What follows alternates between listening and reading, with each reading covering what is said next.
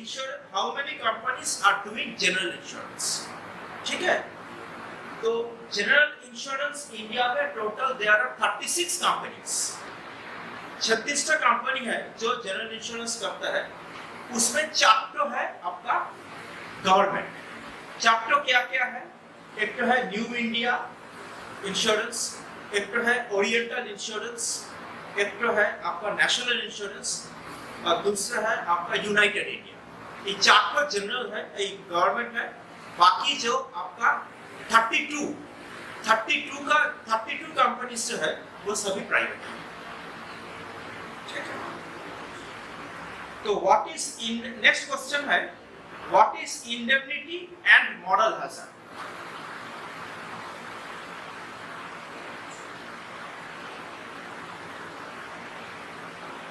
Indemnity means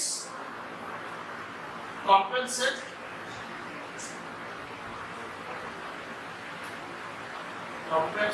the actual loss। नुकसान का भरपाई को बोलता है इंडेमनिटी। और मॉरल हैजर्ड माने any material fact which increases the risk of the insurance company। ऐसा कोई चीज जो एक बीमा कंपनी का रिस्क बढ़ा देता है उसको बोलता है मॉरल हैजर्ड। जैसे मैं आपको बता रहा हूं, कोई आदमी अगर बाइकिंग करता है, रेसिंग करता है, तो वो उसको फॉर्म पे पूरा तरीका से डिक्लेयर करना पड़ेगा, क्योंकि this is a risky event. कोई अगर फार्मूला 1 रेसिंग करता है, उसमें एक्सीडेंट बहुत ज्यादा होता है, या माउंटेनियरिंग करता है, या रिवर राफ्टिंग करता है, वो उसको पूरा डिक्लेयर करना पड़ेगा। अगर वो डिक्लेयर नहीं करता है तो इंश्योरेंस कंपनी को तो वो पता नहीं चलेगा ना। तब क्या होता है कि अगर उसका मॉरल हैजर्ड, अगर वो रिवर राफ्टिंग या बाइकिंग करने से उसका देहांत हो जाता है तो इंश्योरेंस कंपनी एक भी पैसा नहीं देगा, क्योंकि अब तो पहले मुझे पता नहीं था। I have to declare every risky fact honestly. Policy करने से पहले मुझे सब कुछ बताना पड़ेगा। उसके बाद इंश्योरेंस कंपनी सब देख के अगर मुझे पॉलिसी दे देता है तो मुझे पूरा पैसा मिलेगा। ये तो क्या लाइफ का। अब मैं मॉरल हैजर्ड नॉन लाइफ के ऊपर आता हूँ। कोई आदमी अगर बहुत ज्यादा पीता है तो उसका लिवर सिरोसिस आएगा, तो वो उसको हेल्थ इंश्योरेंस जब भी लेता है उसको डिक्लेयर करना पड़ेगा, क्योंकि कोई आदमी का अगर लिवर खराब होता है तो वो तो हेल्थ इंश्योरेंस उसको दे भी सकता है, नहीं भी दे सकता है, लेकिन बताना पड़ेगा, वरना कुछ भी नहीं मिलेगा। तो that this is basically called the moral hazard, any material fact which increases the risk of the insurance company. Clear? Next, what is consideration? Consideration का मतलब क्या है? कंसीडरेशन एक्चुअली हमारा सब कुछ ही लेन देन चलता है, गिव एंड टेक पॉलिसी। तो हम लोग इंश्योरेंस कंपनी से सम एश्योर्ड देता है लाइफ में, और नॉन लाइफ में हम लोग लेता है सम इंश्योर्ड। तो सम एश्योर्ड इंश्योरेंस कंपनी या मुझे मैच्योरिटी में देगा, या अगर मेरा कुछ देहांत हो जाए तो मेरा नॉमिनी को देगा। लेकिन ये सम एश्योर्ड को बरकरार रखने के लिए मुझे इंश्योरेंस कंपनी को जो पैसा देना पड़ेगा, that is called the premium. Premium मतलब कंसीडरेशन। हेल्थ इंश्योरेंस में ही वही, आपको जो सम इंश्योर्ड देगा उसके लिए आपको इंश्योरेंस कंपनी को जो देना पड़ेगा, that is the consideration, and it has to be in cash, not in kind. What is insurance contract? ये कॉन्ट्रैक्ट क्या है? What is contract?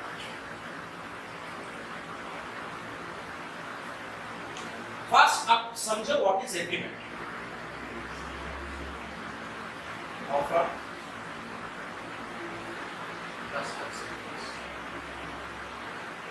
मैं आपको, इट कैन बी ओरल और रिटन। मैंने आपको बोला कि कल आप हमारे साथ पीएलएस में खाने के लिए जाओगे, तो मैंने आपको एक ऑफर दिया, आप एक्सेप्ट करते हो तो एग्रीमेंट होता है। ये राइटिंग भी हो सकता है, ओरल भी हो सकता है, ठीक है। लेकिन कॉन्ट्रैक्ट जो है, it has to be in writing. कोई वर्बल कॉन्ट्रैक्ट नहीं होता है। तो इंश्योरेंस इज अ कॉन्ट्रैक्ट। तो कॉन्ट्रैक्ट क्या हुआ? कॉन्ट्रैक्ट मतलब है agreement plus legal validity. First है ये राइटिंग होना पड़ेगा और लीगल वैलिडिटी होना पड़ेगा। मतलब आप देखोगे जब भी आपको इंश्योरेंस पॉलिसी देता है, वो पॉलिसी में साइन स्टैम्प रहता है। तो उसका मतलब क्या हुआ? अगर आप ठीक से प्रीमियम भरते हो तो इंश्योरेंस कंपनी को अगर आपका कुछ हो जाता है पूरा पैसा देना पड़ेगा। अगर वो पैसा देने से मुकर जाता है तब आप उसको घसीट के कोर्ट में ले जा सकते हो, because it is a valid contract. ठीक है? तो एग्रीमेंट और कॉन्ट्रैक्ट क्या होता है? ऑल कॉन्ट्रैक्ट्स आर एग्रीमेंट, लेकिन all agreements are not contract. What is insurable interest?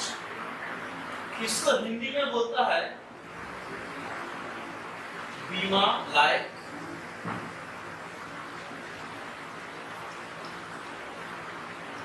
स्वार्थ।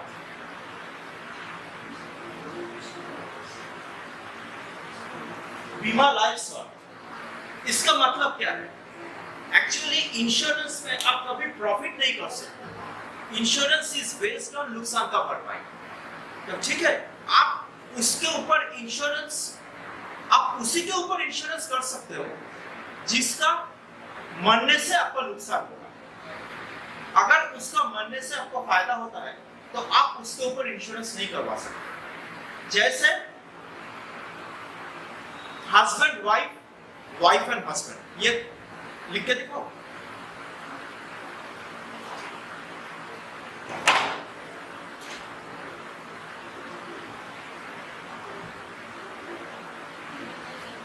हस्बैंड वाइफ, इसमें क्या होता है कि अगर वाइफ गुजर जाता है तो हस्बैंड का नुकसान, और अगर हस्बैंड मर जाता है तो वाइफ का नुकसान। तो दोनों चाहते हैं कि दोनों स्वस्थ रहे, सलामत रहे, इसलिए ये उसके ऊपर इंश्योरेंस कर सकते हैं। पेरेंट्स, चिल्ड्रन, माँ बाप हमेशा चाहता है कि उसका बच्चा स्वस्थ रहे, इसलिए माँ बाप बच्चे के ऊपर हमेशा बीमा ले सकता है। लेकिन बच्चे लोग कभी माँ बाप के ऊपर बीमा नहीं ले सकते। आप पूछोगे क्यों नहीं ले सकते? इसलिए नहीं ले सकते क्योंकि वो तो दुनिया में पहले आया, वो तो पहले ही जाएगा। तो आप उसके ऊपर बीमा क्यों ले रहे हो जो पहले ही जाएगा?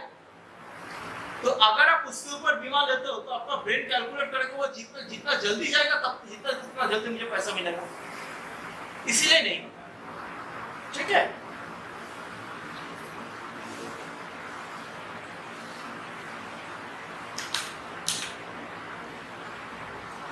ब्रदर सिस्टर, क्या होता है? एक ही माँ का एक लड़का एक लड़की, तो भाई बहन के ऊपर, बहन भाई के ऊपर नहीं ले सकता, क्योंकि अगर वो दोनों एक उम्र के हो तब दोनों में कंपटीशन होगा, कौन आगे जाएगा। जिसको आगे ऊपर भेजेगा उसका पैसा, बाकी को पैसा मिलेगा, इसलिए नहीं होगा। ठीक है? अच्छा, नेक्स्ट है आपका फ्रेंड।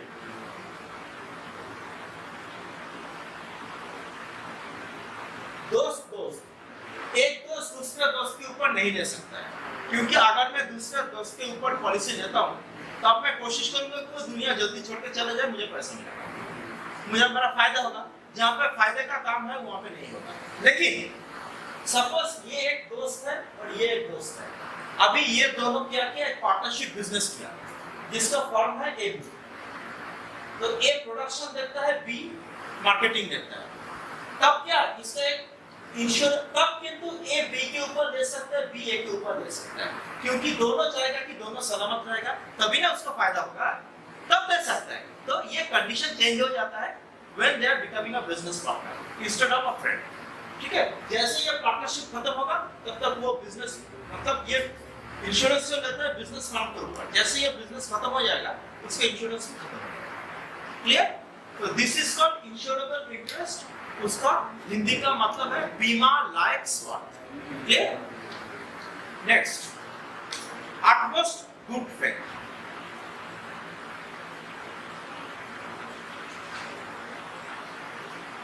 इसका एक लैटिन वर्ड है, उसको बोलता है उबेरी मान फिडेस। इसका मतलब क्या है, जब भी मैं इंश्योरेंस फॉर्म फिलअप करता हूँ, या लाइफ हो या नॉन लाइफ हो, मेरा जो जो मुझे मालूम है मेरा बॉडी के ऊपर, I have to declare honestly. अगर मैंने कोई चोरी छुपा की तो इंश्योरेंस का, अगर मैं अपने ऊपर ऑनेस्ट रहता हूँ तब इंश्योरेंस कंपनी मेरे ऊपर ऑनेस्ट रहेगा। अगर मैं कुछ जानबूझ के वो उसको नहीं लिखा तो आई एम नॉट ऑनेस्ट, तब इंश्योरेंस कंपनी भी मेरे ऊपर ऑनेस्ट नहीं रहेगा, तो मुझे क्लेम नहीं देगा। तो उसको बोलते हैं utmost good faith. Everything has to be declared honestly. What is motor insurance? Actually, motor means any commercial. It can be commercial vehicle or non-commercial vehicle. It can be two-wheeler or three-wheeler or four-wheeler or more than four-wheeler. तो ठीक है? तो any sort of insurance which covers commercial as well as non-commercial, two-wheeler, three-wheeler, four-wheeler, more than four-wheeler, which are flying on the roads of a country comes under the jurisdiction of motor insurance. And in India, motor insurance is mandatory. मतलब ये आपका अनिवार्य है। अगर मैंने motor insurance नहीं करवाया तो इस गाड़ी को आप ऑफिशियली सड़क पे उतार नहीं सकते, पुलिस पकड़ लेगी। ठीक है? How many types of motor insurance available in India? देखिए, मोटर इंश्योरेंस आपका एक तो है फर्स्ट पार्टी, एक तो है थर्ड पार्टी।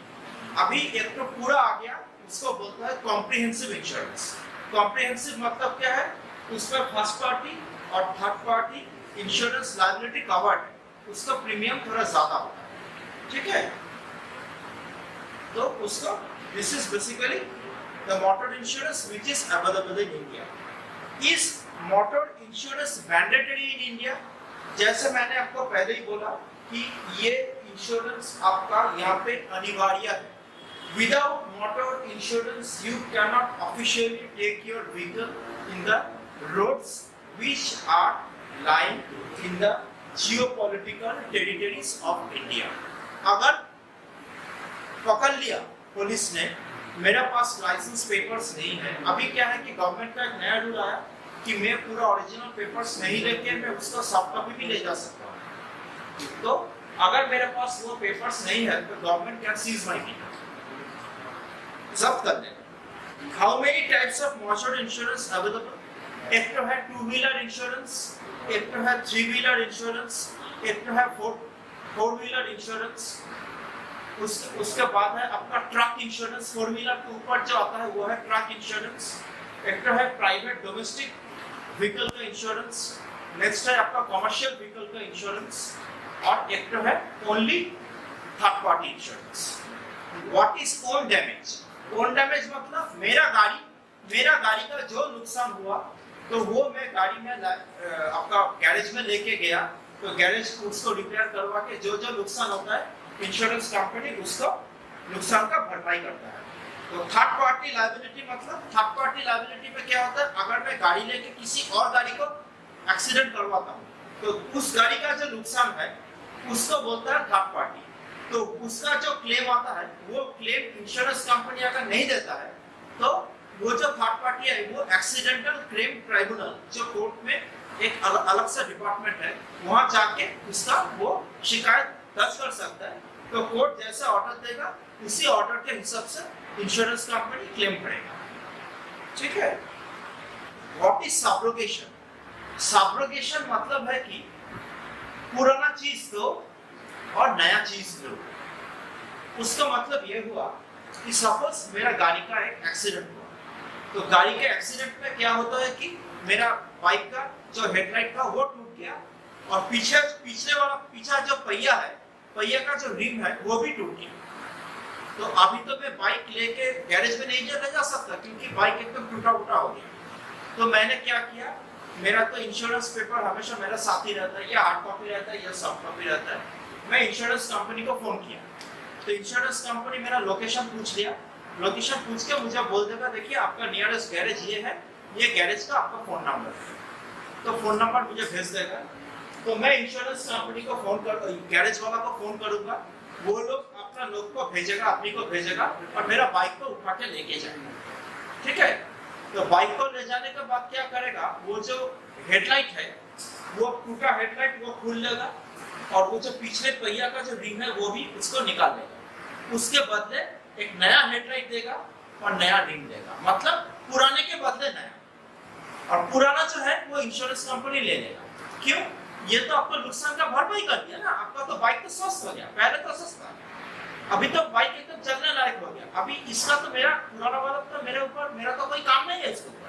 अगर वो मुझे दे देता है तो वो मैं बेच के उसको फिर से प्रॉफिट करूंगा, वो मुझे करने नहीं देगा। तो इसको बोलता है डॉक्ट्राइन ऑफ सब्रोगेशन, ठीक है।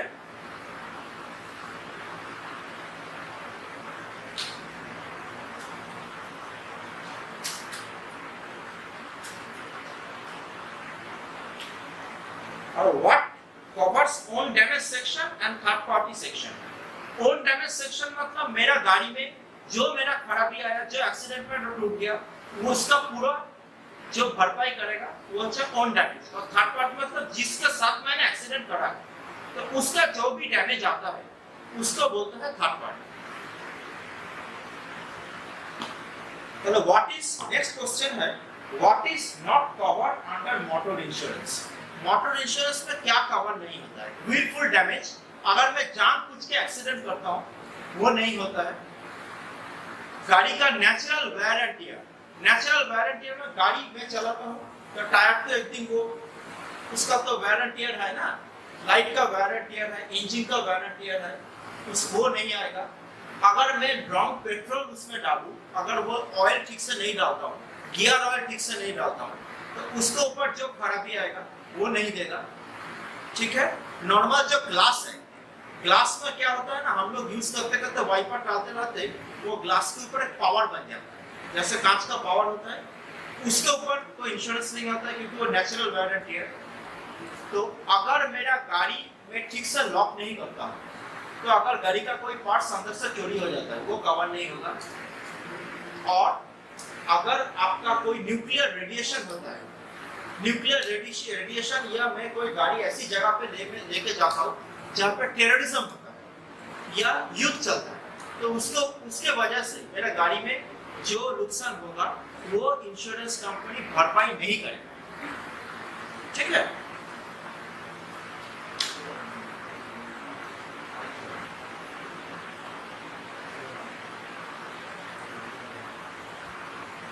नेक्स्ट क्वेश्चन है how much amount can I claim for a third party liability।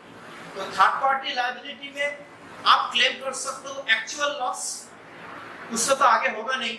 और अगर एक्चुअल लॉस इंश्योरेंस कंपनी देने से इनकार करता है तो वो आप एक्सीडेंटल क्लेम ट्रिब्यूनल में जाओ, वो कोर्ट जो डिसीजन देगा वही देना पड़ेगा। What is the some insured और आईडीवी? आईडीवी का फुल फॉर्म है इंश्योर्ड डिक्लेयर्ड वैल्यू। सपोज आपने एक गाड़ी खरीद रहे हो 10 लाख का, उसके ऊपर आपने टैक्स दिया 20,000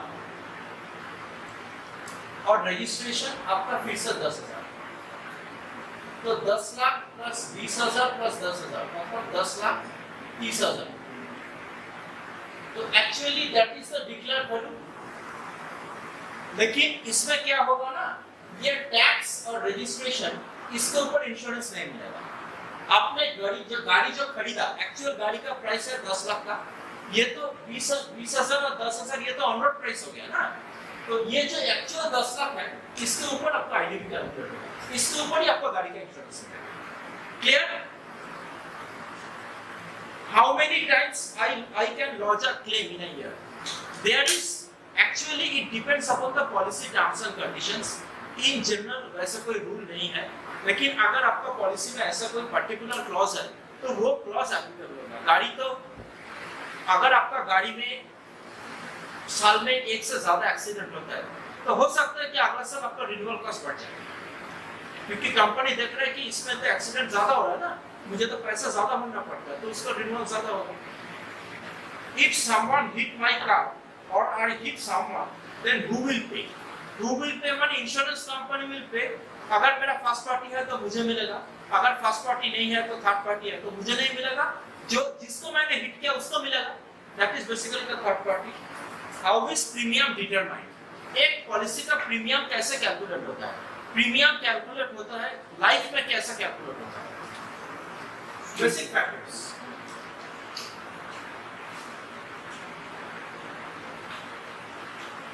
लाइफ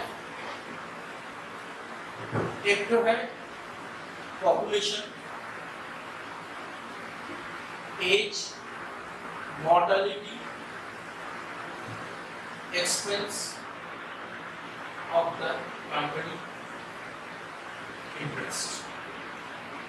पॉपुलेशन कितना है हमारा देश में, एज क्या होता है ना, मॉर्टलिटी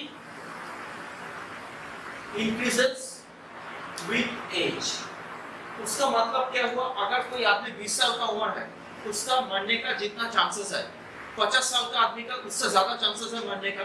तो 50 साल के आदमी अगर कोई पॉलिसी लेता है तो उसका प्रीमियम हमेशा ही 20 साल से ज्यादा होगा। तो एज जितना ज्यादा होगा प्रीमियम उतना ज्यादा होगा, मतलब मॉर्टलिटी उसका उतना हाई। तो एक्सपेंसेस ऑफ द कंपनी, एक पॉलिसी इशू करने के लिए क्या होता है कि कंपनी का एक ऑफिस मेंटेन करना पड़ता है, उनको स्टाफ को तनख्वाह देना पड़ता है, एजेंट कमीशन देना पड़ता है, वो सब आता है। प्लस ये पैसा जो है इंश्योरेंस कंपनी क्या उसको इन्वेस्ट करेगा, उसके ऊपर कितना आपको इंटरेस्ट आता है, जितना इंटरेस्ट उसको ज्यादा मिलेगा आपका प्रीमियम उतना कम होगा, जितना कम इंटरेस्ट कंपनी को मिलेगा उतना प्रीमियम आपका ज्यादा होगा। और नॉन लाइफ में क्या होता है, population, vehicles, claim ratio. Claim ratio माने हेल्थ, हेल्थ में भी आता है कितना पॉलिसी हुआ कितना क्लेम आता है, एक्सपेंसेस, इंटरेस्ट। ये सब कुछ मिला के वो लोग क्या करता है, एक इसका 1 लाख का इतना पैसा होगा, 2 लाख का इतना पैसा होगा, 3 लाख का इतना पैसा होगा। These are all done by actuaries. Actually मतलब प्रीमियम गणनाकारी, जो प्रीमियम डिजाइन करता है उसको बोलता है एक्चुअरी। हेल्थ में भी, नॉन लाइफ में भी अलग एक्चुअरी है, लाइफ में भी एक अलग एक्चुअरी है। ये actuary can be the employees of the company और दे कैन टेक एक्चुअरी। क्या क्या कभी कभी ऐसा होता है कि दे आर इंडिविजुअल फ्रीलांसर, कोई एक्चुअरी का फर्म खोल के रखा है, ये एक सपोज एक कंपनी उसके पास गया कि मेरा ये है प्रीमियम, मुझे डिजाइन करके दीजिए, डिजाइन करके दे सकता है। ये अलग कंपनी का एम्प्लॉय भी हो सकता है या बाहर का आदमी भी हो सकता है, ठीक है। It is a very highly paid profession because here you need very high amount of skill.